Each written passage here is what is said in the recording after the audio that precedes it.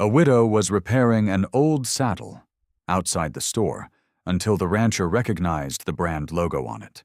Hannah Cole steadied the old saddle across her knees and pushed the awl through the cracked leather, drawing the waxed thread tight, while the afternoon wind carried dust slowly down Dawson's main street. The porch outside the general store had become her quiet workplace since her husband died 2 winters earlier.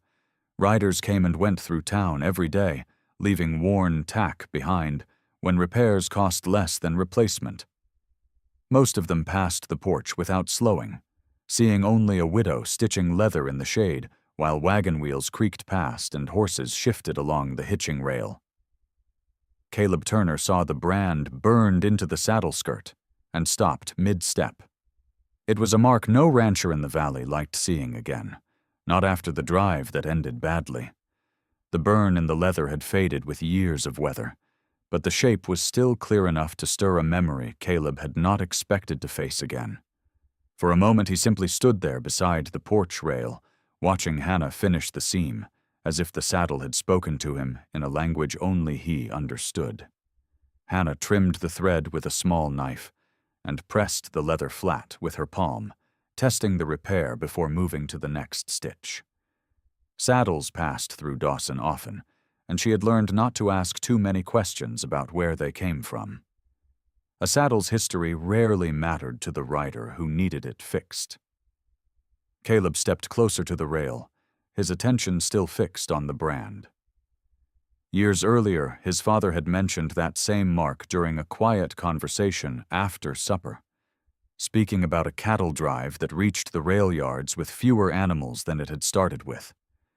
Some men blamed rustlers, others blamed poor counting. But the arguments that followed had broken friendships and ruined the reputation of the ranch whose brand marked the herd. Hannah noticed the stranger studying the leather and glanced up briefly. "Something wrong with it?" she asked. Caleb didn't answer immediately. His eyes stayed on the saddle as the memory settled into place. Saddles from that drive had never appeared in town markets or trading posts afterward. The men who rode them had either kept them or buried them with the riders who owned them.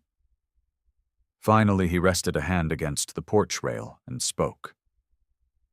"Where did you get that saddle?" Hannah returned to her stitching without much concern. "My husband bought it from a trader years ago." Caleb nodded slowly, but the answer only deepened the unease growing in his mind, because saddles from that drive were never sold, and the one resting across Hannah Cole's knees should have disappeared with the man who rode it. Caleb did not leave the porch after Hannah finished the seam. Instead, he stepped closer and asked if he could look at the saddle more carefully, and though she hesitated for a moment, people in Dawson rarely studied old tack unless they planned to buy it, she eventually lifted the leather from her knees and handed it over. Caleb carried it to the hitching rail, where the sunlight fell stronger across the worn surface, turning the saddle slowly in his hands, as if weighing more than its age. The brand burned into the skirt was exactly where he remembered it should be, though time had softened the edges. Hannah watched quietly from the porch steps, while he worked the leather between his fingers, noticing the careful way he examined every strap and stitch. Caleb rested both hands on the rail, studying the saddle as if the leather itself might answer him. The memory that returned to him was older than the town gossip that followed it. The summer when half a herd vanished before the cattle drive even reached the rail yard. Men had argued across campfires. Accusations passed like whiskey bottles in the dark. And by the time the trail ended, no one trusted anyone else. Caleb had been younger then, but he remembered the way his father spoke about that drive afterward, not with anger, but with the kind of disappointment that lingers long after blame fades. Caleb shifted the saddle again and lifted the front slightly, examining the underside where most riders never looked. Saddles carried quiet signatures from the craftsmen who built them, marks pressed into the leather beneath the seat where rain and sun rarely reached. He loosened the edge carefully and folded the leather upward. There it was, the maker's stamp, pressed deep and clean despite the years. Caleb's hand stopped on the leather. The maker's stamp stared back at him like something that should not still exist. The saddle had been built by a craftsman who supplied gear for only one ranch in the valley. The same ranch tied to the cattle drive that ended in accusations and missing stock. Caleb leaned back slightly. Saddles like this were never meant to wander far from the men who rode them. Hannah stepped down from the porch, then, curiosity overcoming her patience. "You look like you found something," she said. Caleb lowered the saddle back onto the rail, still watching the leather as if the years might rearrange themselves if he stared long enough. "Maybe," he replied. Hannah folded her arms lightly. "It's just an old saddle." Caleb shook his head once, slowly. "Not exactly." He looked again at the brand, then at the maker's mark hidden beneath the seat. Because saddles built like this were issued carefully before a cattle drive began. And on the ledger from that summer, one saddle had been listed without a rider beside it. Lowered their heads toward the water, lowered their heads toward the water trough near the hitching rail. Caleb was still studying the saddle when the first wagon stopped, and he barely looked up as the freight driver climbed down from his seat, stretching his shoulders after the long ride. The man was Victor Hale, a hauler known across several towns for moving freight between rail depots and cattle country, a man who noticed details other people missed. Victor adjusted his coat and scanned the street with the casual habit of someone measuring opportunity in every corner of a town, and his eyes landed almost immediately on the saddle resting across the rail beside Caleb. He stepped closer with the calm curiosity of a traveler examining merchandise, but his gaze went straight to the brand burned into the leather. Victor studied the mark a second longer than necessary. Caleb noticed the pause. Men who worked freight learned to recognize things worth money. Victor tilted his head slightly, as if confirming a suspicion before speaking. "That saddle yours?" he asked Hannah, who had stepped down from the porch and now stood near the rail. She shook her head once. "Just repairing it." Victor rested his hand lightly against the rail, still studying the leather. "Old leather like that carries stories," he said, the words casual but deliberate. Caleb watched him carefully. Victor did not ask about the repair or the stitching or the rider who once owned it. He cared only about the brand. Hannah lifted the saddle again to check the seam she had finished earlier, unaware of the quiet tension settling around the rail. Victor reached into his coat and pulled out a folded set of bills, smoothing them with his thumb. "Tell you what," he said calmly. "I'll buy it from you." Hannah looked surprised. Most riders in Dawson preferred newer tack, and old saddles usually brought little money. "It's not mine to sell," she replied. Victor raised the offer without hesitation. The bills he unfolded were more money than a saddle should bring in a town like Dawson. Caleb noticed that too. Hannah shook her head again. "It belongs to a customer." Victor's expression did not change. He simply folded the money and returned it to his coat pocket. "Fair enough," he said. But as he turned back toward the wagons, his eyes lingered once more on the brand. Caleb understood then that Victor Hale had not made the offer out of convenience. He had made it because he recognized what the saddle might mean. And if Victor recognized the mark, the saddle's quiet history had just become something far more valuable and far more dangerous than worn leather resting on a hitching rail. Saddle from the rail again. Studied the saddle from the rail again. Studied the brand one last time, and then set it carefully back in Hannah's hands, before turning toward the freight office at the far end of town. Dawson kept its old cattle ledgers there, dusty records stacked behind a narrow counter where shipments and trail drives had been recorded for decades. The clerk inside barely looked up when Caleb entered, only sliding his chair aside to allow access to the shelves where older books were stored. Caleb knew roughly which year he needed. The drive his father had mentioned had happened long enough ago that the pages would be buried beneath newer records. He pulled down the heavy ledger and laid it across the desk, brushing dust from the cover before opening it. The pages smelled of old ink and dry paper, the handwriting careful but cramped from years of entries listing cattle counts, equipment issued, and the names of riders assigned to each herd. Caleb turned the pages slowly until he reached the season he remembered. The brand appeared exactly where he expected it, printed neatly beside the ranch name that once owned the herd. Caleb remembered the arguments that followed that drive, men who never spoke again afterward. He continued reading until one line stopped him completely. Beneath the column, listing issued equipment, was a saddle entry marked with the same brand he had seen burned into the leather outside the store. Beside most entries, a rider's name had been written clearly. Beside this one, the space remained blank. The clerk must have intended to return later and complete the record, but the line had never been filled.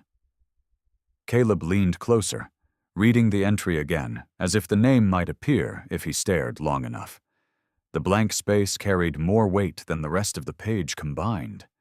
If the saddle Hannah repaired matched the brand listed here, then it belonged to the rider whose name had never been written down.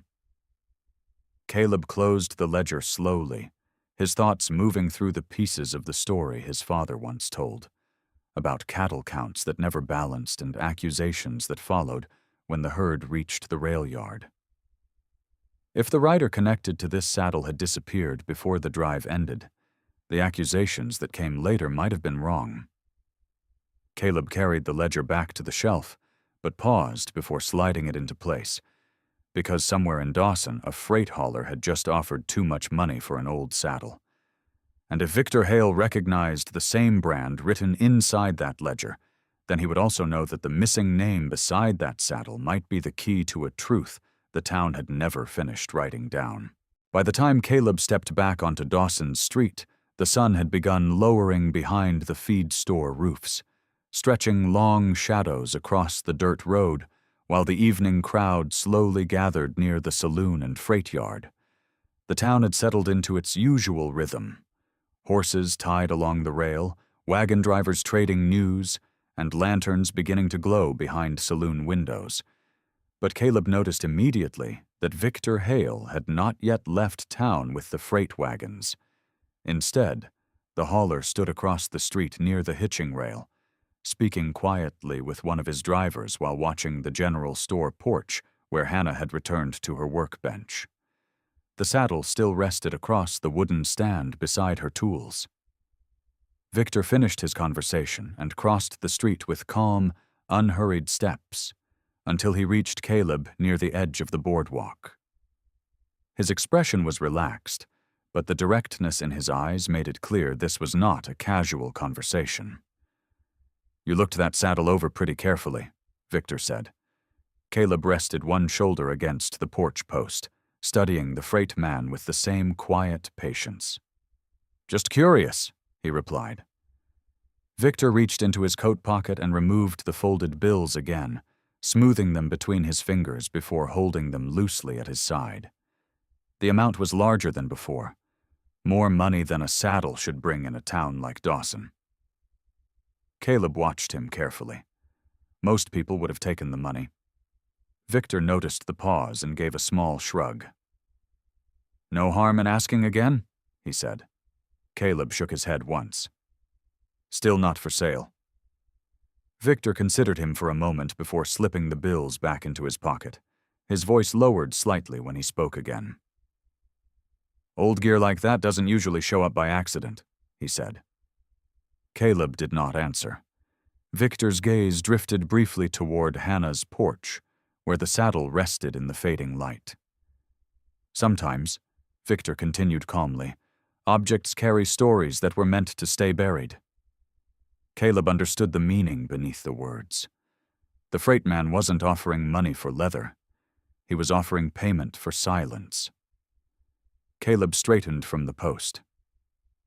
"If it's just an old saddle," he said quietly, "why spend so much trying to buy it?" Victor gave a thin smile that never quite reached his eyes. "Because unfinished stories have a way of causing trouble," he replied. The statement hung between them longer than the fading daylight. Victor tipped his hat once and walked back toward the freight wagons without another word. Caleb watched him go, the warning settling deeper than the offer had. Because the moment Victor Hale tried to buy the saddle twice, the mystery tied to that brand stopped being a curiosity. It became evidence that someone in Dawson was afraid of the truth connected to it. The next morning, Caleb rode out before most of Dawson had finished breakfast, the saddle's brand still fixed in his thoughts as he followed the narrow cattle trail that ran north of town. The path had once carried long drives toward the rail yards years earlier, but now it was little more than a fading track through grass and scattered sage, the earth worn smooth by seasons of wind and weather. Caleb guided his horse slowly along the ridge, where the trail bent toward the shallow creek crossing, remembering the stories his father used to tell about the drive tied to that brand. It had started like any other herd push. Good weather, steady riders, and enough cattle to make the trip worthwhile. But somewhere along the trail, things began to change. Caleb remembered the arguments that followed that drive, men who never spoke again afterward. The trouble had begun not with rustlers or storms, but with the count of the herd itself. Cattle had vanished before the drive even reached the rail yards, and by the time the trail ended, half the crew blamed the ranch whose brand marked the herd. Caleb slowed his horse near a patch of ground where the trail narrowed between low stones and scrub brush. This was where the riders had camped one night, according to the stories, where one of the men assigned to watch the herd had failed to appear the following morning. The missing rider's name had never been written into the final cattle ledger, and without that record, the blame for the missing cattle had shifted easily onto the ranch that owned the brand. Caleb dismounted and walked a few steps along the old path, scanning the ground more out of habit than hope. The years had erased most traces of what had happened here, leaving only wind and silence behind. Still, the pieces of the story settled together in his mind. If the rider connected to that saddle had disappeared along this trail before the cattle count changed, then the accusations that followed the drive might have been built on the wrong assumption entirely. Caleb rested a hand against the saddle horn of his own horse and looked back down the trail toward Dawson. Somewhere in town, Hannah Cole was repairing leather beside the store porch, unaware that the saddle she worked on might be tied to a truth buried along this quiet stretch of land. Caleb swung back into the saddle and turned his horse toward town again. The mystery no longer belonged to an old cattle drive alone. Because if the saddle Hannah owned truly came from that missing rider, then the story written in Dawson's records had been wrong for years, and someone like Victor Hale had already realized it. Night settled quietly over Dawson, the last lanterns dimming along the boardwalk while the freight wagons stood silent beside the yard, their drivers already asleep or drinking away the dust of the road inside the saloon.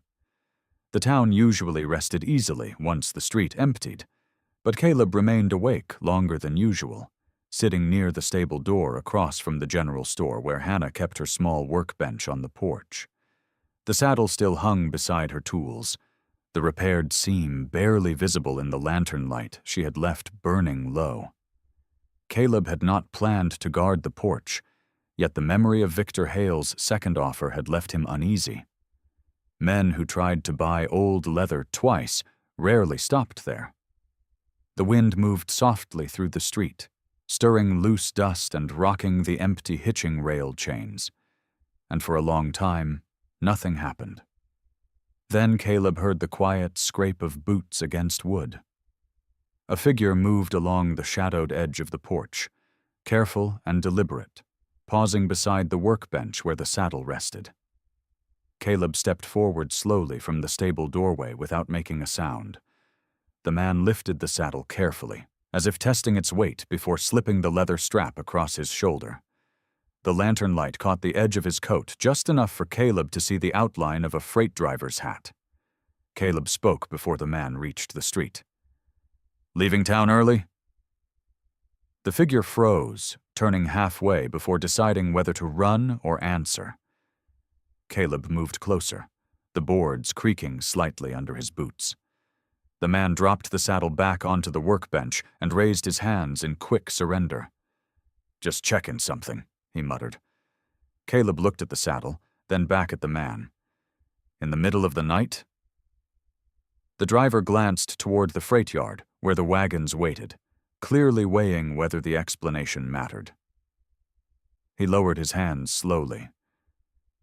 "Victor asked me to take a look," he admitted. Caleb had expected the name. He stepped past the man and lifted the saddle himself, inspecting the leather as if confirming it had not been damaged. The driver backed away towards the street, eager to end the encounter. "Tell him," Caleb said calmly, "that if he wants the saddle, he can come ask for it himself again." The driver nodded quickly and disappeared down the road without another word. Caleb placed the saddle back on the bench where Hannah had left it and adjusted the lantern so its light fell clearly across the brand burned into the leather. The attempted theft had answered one question. The saddle was no longer just a curiosity tied to an old cattle drive. Someone was now willing to risk being caught to make sure it disappeared. And if Victor Hale wanted the saddle hidden badly enough to send a man in the night, then whatever truth it carried had already begun to worry him. Morning in Dawson arrived with the usual noise of wagons rolling and horses being watered, but Caleb went straight to the freight yard before the town had fully settled into its routine. The wagons Victor Hale brought in the previous afternoon still stood in a long line beside the loading platform, their canvas covers tied down while drivers prepared for the next haul north. Caleb crossed the yard slowly, his boots crunching against the gravel as he approached the warehouse door where Victor was supervising the loading of supply crates. The freight hauler noticed him immediately and dismissed the driver he was speaking to before stepping away from the platform. Neither man rushed the conversation. Caleb stopped beside a stack of barrels, while Victor leaned casually against the wagon wheel, waiting for him to speak first. "One of your men visited Hannah's porch last night," Caleb said. Victor didn't deny it. He simply folded his arms and watched the yard for a moment before answering. "I figured someone might," he replied calmly. Caleb studied him carefully. "You're trying pretty hard to buy one saddle." Victor glanced toward the street where the general store stood at the far end of town. "Some things are easier to deal with before people start asking questions," he said. Caleb didn't look away. "What questions?" Victor's eyes shifted back to him, measuring whether honesty would cost more than silence. After a moment, he gave a quiet exhale. "That saddle belonged to the drive that nearly ruined a ranch out here," he said. Caleb nodded slightly. He already knew that part. Victor continued, his voice steady. "After that drive, the freight contracts that ranch used to run disappeared. Someone else had to move the cattle shipments after that." Caleb understood what he meant. Freight companies lived or died by contracts tied to ranch operations. Victor rested one boot against the wagon wheel. "If the rider connected to that saddle died earlier on the trail than anyone thought," he said, "then the accusations that followed might fall apart." Caleb watched him carefully. "And that would change the story written in the ledger." Victor gave a small nod. It would also change who lost business after that drive ended. The yard fell quiet for a moment, as both men understood the weight behind the words. The saddle wasn't just a piece of leather tied to an old trail story. It was evidence that the blame placed on one ranch years ago might never have been correct. Victor straightened and brushed dust from his coat. "Old records have a way of staying quiet," he said. Caleb shook his head slowly. "Not when someone starts trying to hide them." Victor looked once more toward the store porch, where the saddle still hung in the morning light. The freight hauler's voice stayed calm when he spoke again. "If that saddle proves the wrong story was told back then," he said, "a lot of people in this valley will have to admit they believed the wrong thing for a long time." Caleb met his gaze steadily. Because the moment that truth reached the town ledger, the past that Dawson thought was settled would have to be written again. Caleb did not return to the store porch immediately after leaving the freight yard. Instead, he rode straight to the small clerk's office beside Dawson's freight depot, where the town kept its official cattle and shipping records. The building was quiet, except for the scratch of a pen moving slowly across paper as the clerk copied numbers into the day's freight log. The man looked up briefly when Caleb entered, but said nothing as Caleb placed the old saddle carefully on the desk beside the open ledger. Dust rose slightly from the leather when it touched the wood, and the brand burned into the skirt rested clearly in the morning light from the window. The clerk leaned forward, curiosity replacing routine. Caleb opened the same ledger he had studied the day before, and turned the pages until he reached the unfinished entry tied to that long-ago cattle drive. The blank space beside the issued saddle still waited there exactly as it had for years. Caleb rested his hand on the leather. The saddle had carried a truth longer than anyone who rode it. The clerk adjusted his glasses and compared the brand written in the ledger with the mark on the saddle. The shape matched perfectly. Same curve, same burn pattern, the same ranch brand tied to the herd from that troubled drive. Caleb explained what he had learned along the old trail and what Victor Hale had admitted about the accusations that followed the missing rider. The clerk listened carefully, occasionally glancing again at the saddle and then back to the ledger page. When Caleb finished, the man leaned back in his chair and studied the unfinished entry one last time. "This line was left open when the drive report came in," he said quietly. Caleb nodded. "Because no one knew what happened to the rider tied to that saddle." The clerk lifted his pen slowly and dipped it into the ink bottle. For a moment he hesitated, understanding that the next words written here would change a story Dawson had accepted for years. Outside the office, the freight wagons rattled past, and the usual town noise carried through the open window. But inside the room, the moment felt strangely still. The clerk finally lowered the pen and began writing beside the empty space, completing the record that had waited unfinished since that summer drive ended.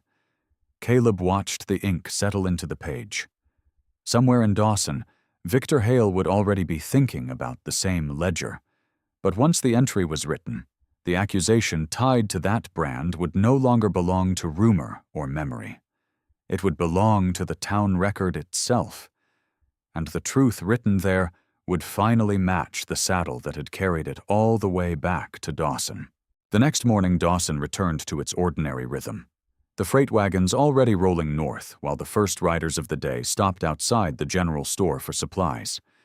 Hannah Cole stepped onto the porch just after sunrise and set her tools neatly across the small wooden workbench, where she repaired tack for travelers passing through town. The saddle Caleb had carried to the clerk's office the day before now rested beside her again, the leather cleaned and the repaired seam pressed flat where she had stitched it days earlier. The town had heard about the ledger entry by morning. News moved quickly when it corrected something people had believed for years. A few riders paused along the rail to glance at the saddle, recognizing the brand now that its story had been spoken openly, but no one questioned Hannah about selling it anymore. The leather had already found its place. Caleb stepped onto the porch quietly and rested his arm against the rail while watching Hannah examine the saddle one final time. She ran her hand across the skirt where the brand was burned into the leather, not with curiosity now, but with the calm certainty of someone who understood the object she held. The saddle no longer waited to be sold. It stayed where it belonged. Hannah lifted it carefully and hung it on the hook beside her workbench, where finished repairs were usually kept, until their owners returned. Caleb watched the movement without speaking. The brand that had once carried suspicion now hung openly, where anyone passing the store could see it. For years, the story tied to that mark had lived only in half-finished conversations and accusations repeated along cattle trails, but the clerk's entry had changed that. The record in Dawson's ledger now matched the truth the saddle had carried quietly across time and distance. Hannah stepped back and wiped the leather dust from her hands before picking up another piece of worn tack from the bench. Riders would keep coming through town, and saddles would keep needing repair, but the one hanging beside the porch would not leave again. Caleb looked once more at the brand burned into the leather before turning toward the street. Some stories traveled for years before someone finally wrote them down.